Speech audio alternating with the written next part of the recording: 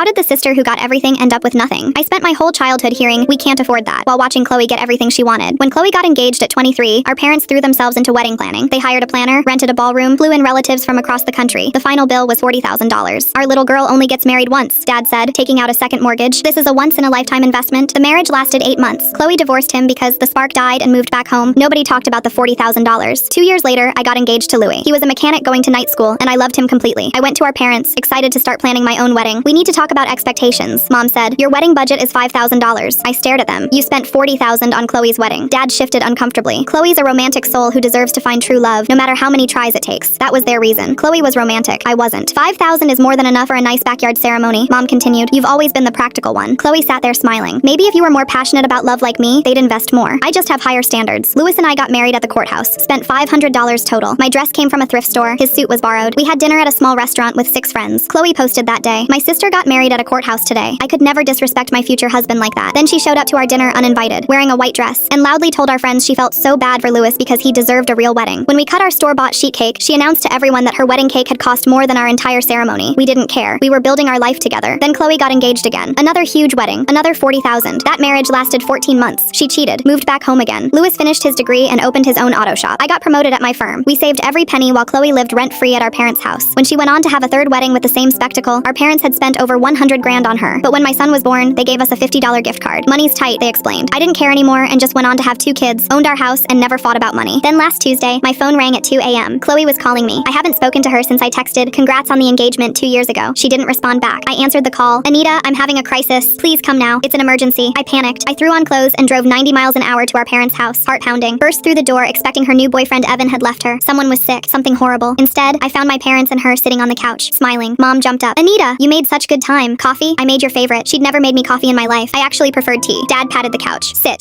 You look wonderful. Is Louis's business doing well?" Chloe kept touching my arm, complimenting my jacket, my hair, even my car keys. I was already annoyed. "What do you want?" Chloe's tears started as if on cue. She grabbed my hands dramatically. "Evan finally proposed properly with the ring I deserve, but Mom and Dad can't afford the wedding anymore. They're maxed out." She sobbed. "I need 30,000 or I'll have to cancel everything." I laughed like that was the funniest thing I ever heard. "You'll help her, right?" Mom asked sweetly. "Like when I needed help with my wedding?" "That was different," Chloe whined. "This is my last chance at happiness. And my first chance wasn't important?" Dad stood up. "Anita, be reasonable. You have money now. Don't be selfish." I tried not to explode. "So did you. You spent it on her 3 failures while I got $5,000. You're being heartless," Mom said, just like always. "No, Chloe's too romantic for marriage. She's so romantic, yet she doesn't know how to be a wife." Chloe started bawling. I slammed the door as they yelled at me.